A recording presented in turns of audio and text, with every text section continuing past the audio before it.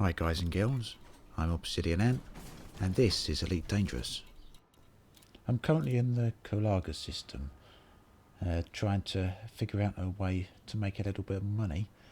I've managed to track down some ore belts that are major reserve in quality, and they do have high metal content asteroids.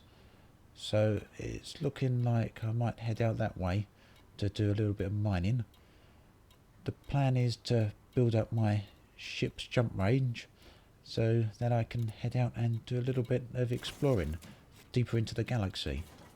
I really want to try and get away from the core worlds. I'm already about 100 or so light years away from Sol, but I actually want to get much further away, at least 1000 light years. There's some pretty spectacular stuff to see out there, so I really want to go and have a look at it. Oh, this ring system's actually pristine reserved, which is much better, and the asteroids are high metal content, or metal rich, so not too bad.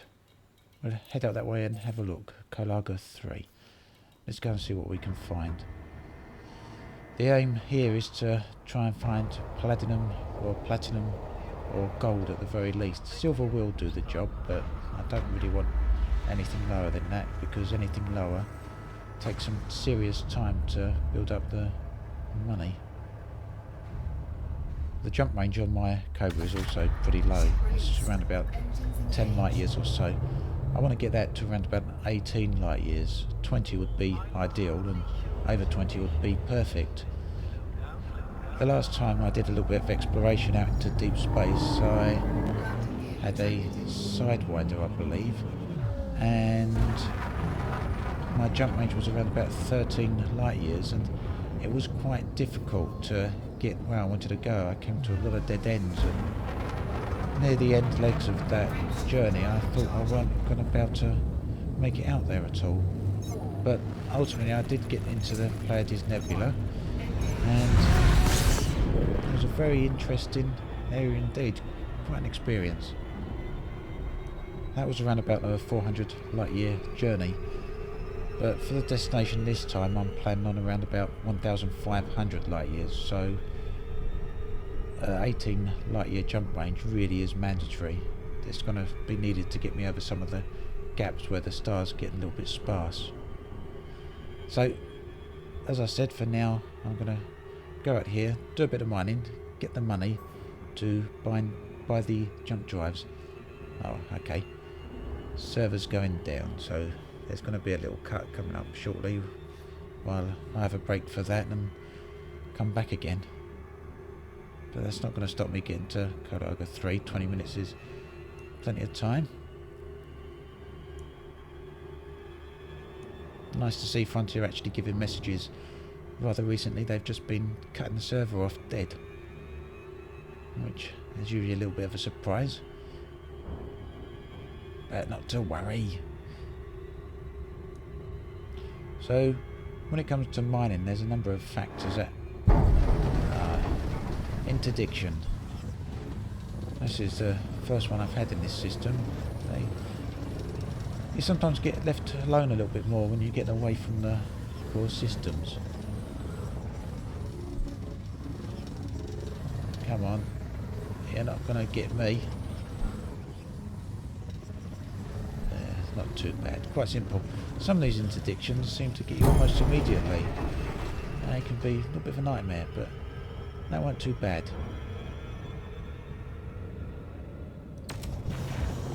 The ring systems are truly massive, and they provide massive opportunity and potential to find various types of ore.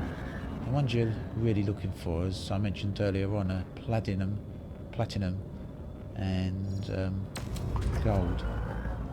Beryllium's also pretty good as a mineral. That can be close to 10,000. Silver's fine, but there's things you can find that are better. Now, there's a number of factors that you've got to pay attention to when you're prospecting, when you're looking for a belt to mine. And the first one is the condition of that belt. In the core systems, the condition would be common or depleted reserves, which means there's next to nothing there. When you get away from the core systems a bit, what you'll find are major reserves, and the rarer ones to find are pristine reserves. Now they're the perfect ones, meaning you can get upwards of 50% purity in your ore. After that, you want to look for the type of rocks. You get rocky, which are the worst, then you'll get high metal content, which are pretty much the best, but you'll still find a lot of junk.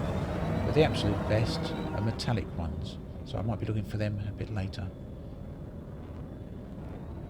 Sometimes you can strike it rich pretty quickly with a very worthwhile seam of ore, but here it seems I'm getting quite a lot of junk. Birchonite and uranite, they're worth around about 2,000 credits a ton.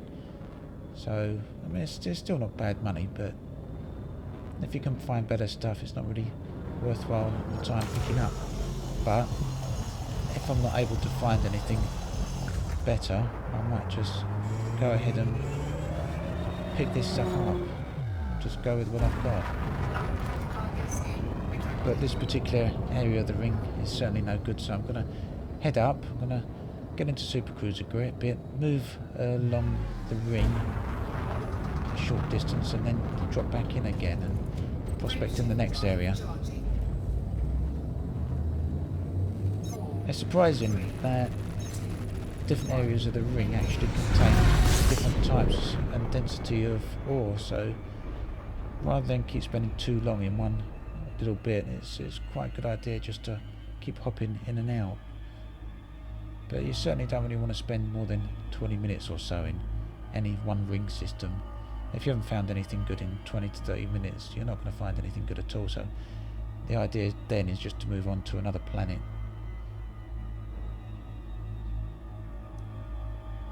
So keep this distance down and drop into the, in this case, edge of the ring. Just sad to see how that ring disappears around. Sort of vanishes out of view, doesn't it?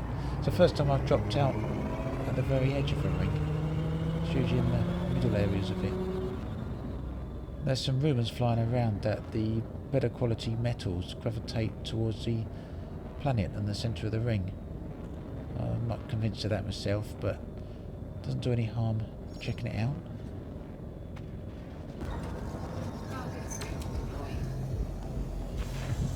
Don't deploy cargo scoop because it slows you down a little bit, and it also prevents the booster from working, which means I don't accidentally crash into the asteroids at full whack.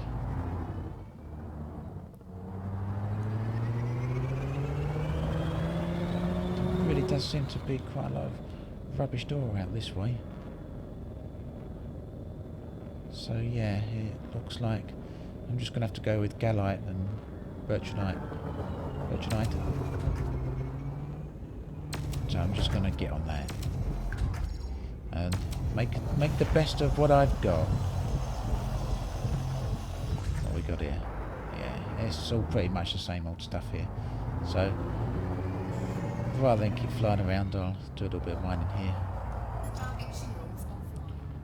Now, it was a pretty poor seam out there. I'd got a lot of very low quality ore, but I did manage to find some silver and mined 10 tons of it, in fact, which should be worth around about 50,000 credits just on its own.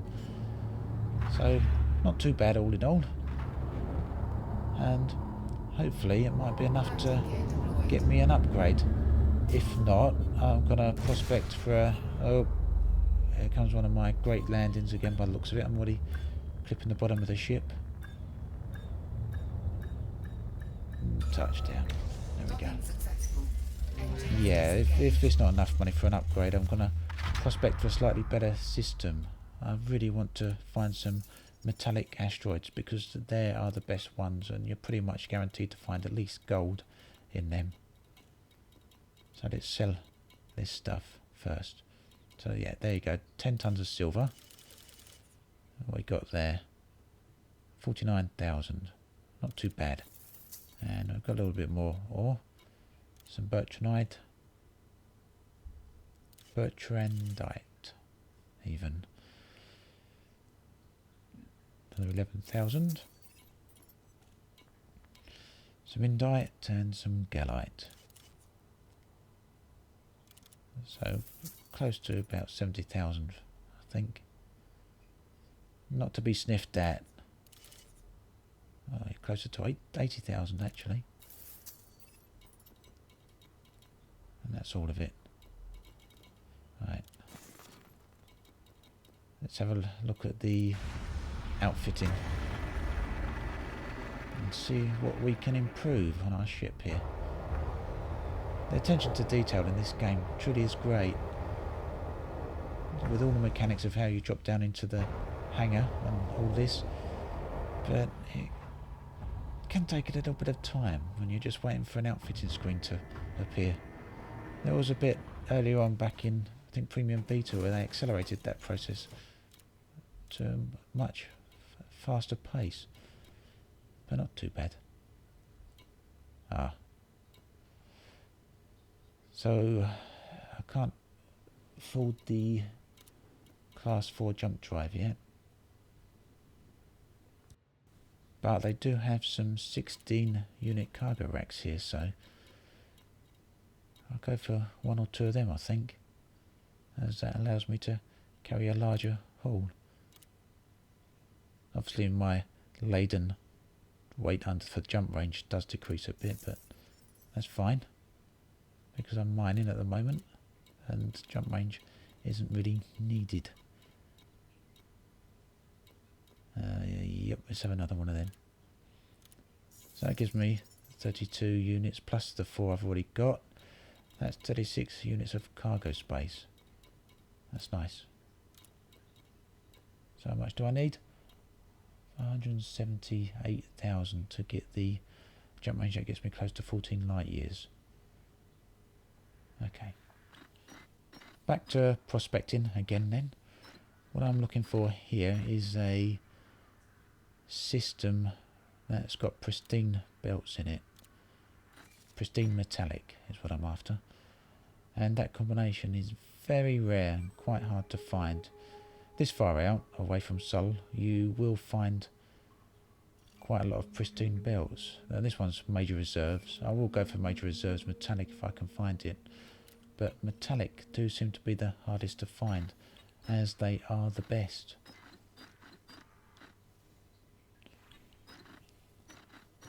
And of course, I haven't got system maps for most of these systems out here.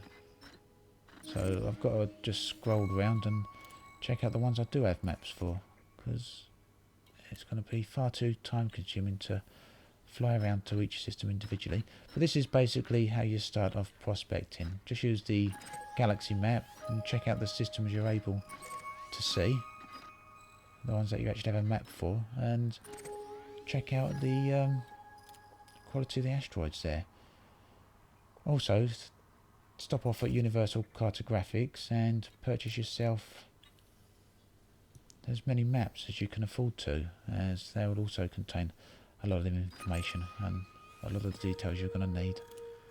It takes a bit of time, but it's worth doing. So there you go, pristine reserves again, but high metal content. In the end, I spent about 45 minutes on the galaxy map there. Now, it's the longest I've ever had to do that, and it's not a particularly interesting process to watch, so I've skipped straight to the destination. The blooming ironic thing is that the system I found, Sheddy, is only 2 jumps from the system I was actually in, Kolaga. So there I was, skimming around the galactic map like a nutcase, only to find my objective right pretty much next door to where I was. So probably lesson learned: next time, search in a spiral outwards on the galactic map from your destination, because you never know what's in your immediate vicinity. Now, these belts are in pristine condition, and they are indeed metallic. One of the very few rare ones I've managed to find. And as I said, if you can find pristine belts in metallic condition, in my experience at least, you're pretty much guaranteed to find some very good metals there. Other people's experience may vary a little bit, but I've had a lot of good results myself this way.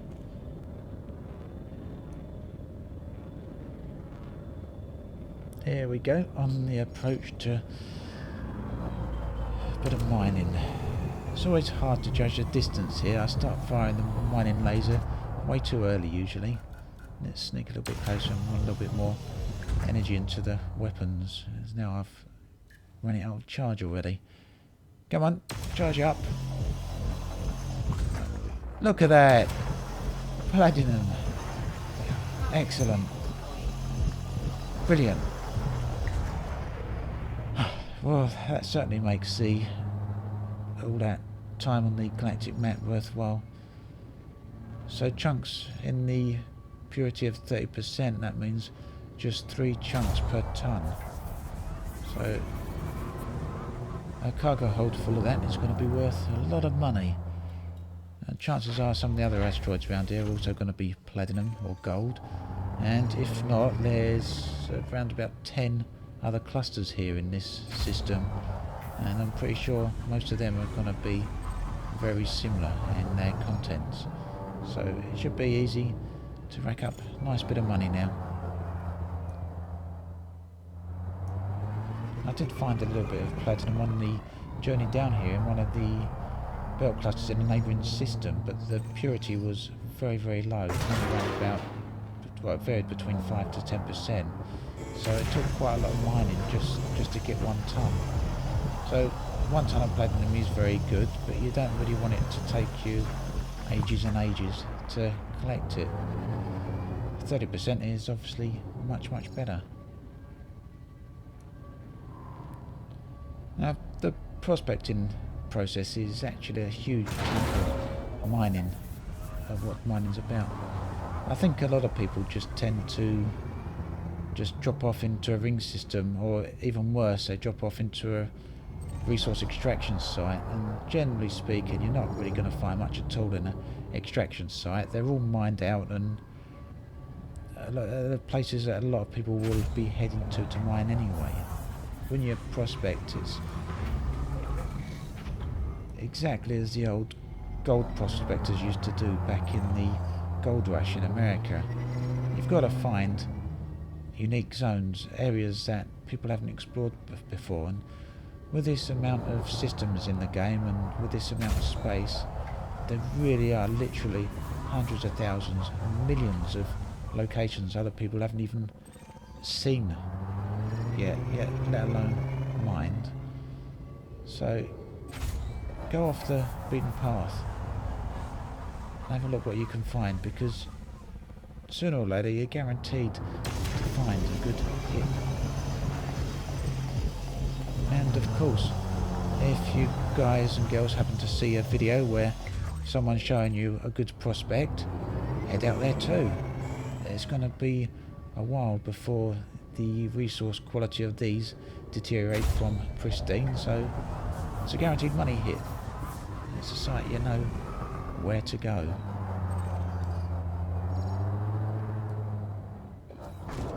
Oh, my cargo hold's filling up rather nicely here. So before too much longer, I should have a rather nice haul. And indeed it was a nice 22 tons of platinum. Not to be sniffed at. So let's get to selling that. I'm eager to know how much money this is going to make me.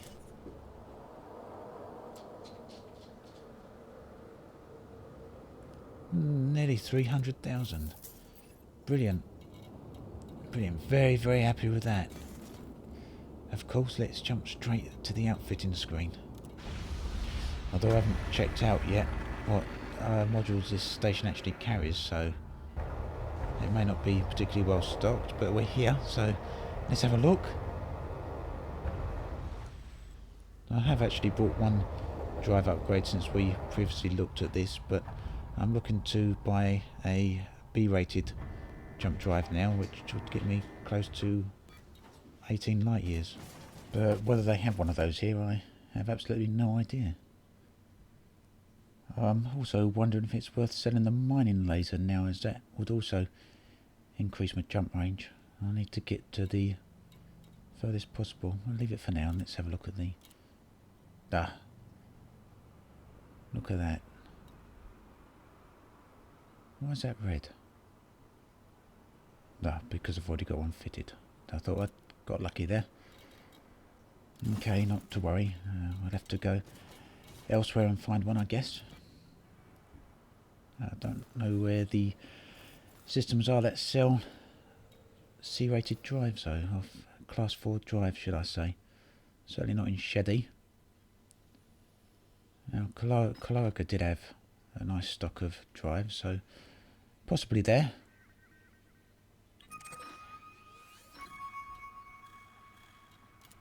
I can't get there in a single jump though, of course.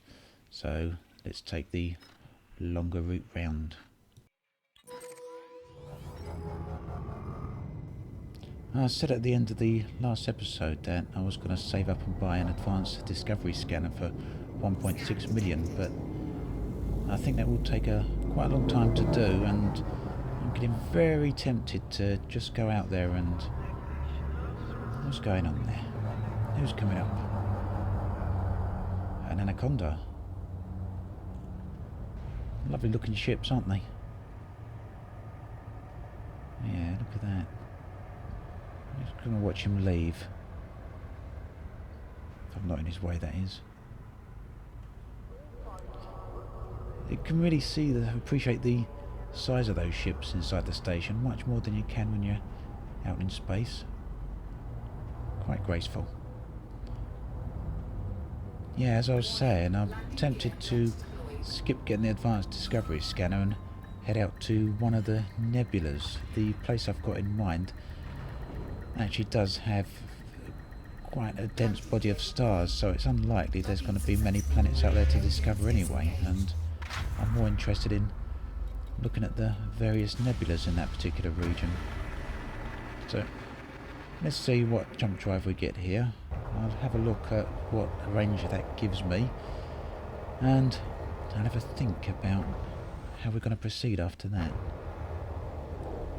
I mean, it leads many things to many different people, and to me it's really about exploration. There's just so much out there to see, even in the relatively close vicinity of Earth. Alright, frameshift drives.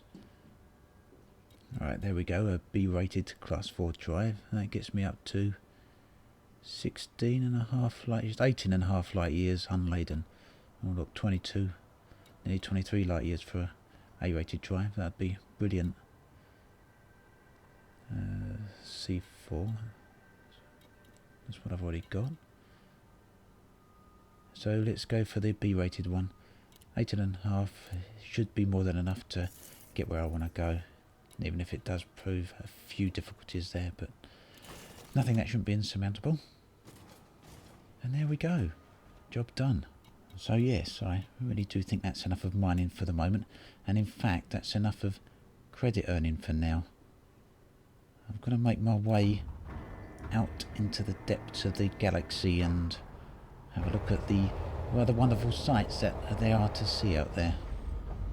I've got a ship that's much better armoured than the Sidewinder I last went exploring in. I've got a shield, which is also a bonus item compared to what I had last time. I'm not going to go with any weapons. I will keep the refinery and mining laser because you never know what you're going to find on the way. All that remains to choose is a destination to head towards. And there's many of them out there, but the place I'm going to go toward is Bernard's Loop and the Horsehead Nebula, which we can see right in front of us there. And I'll be covering all of that in the next episode. And an epic journey it should be indeed. It's about 1,500 light years to get there, and I suspect that's going to take quite a long time. So, as always, thanks for watching. I'll catch you guys and girls next time. This has been Obsidian Ann, signing off.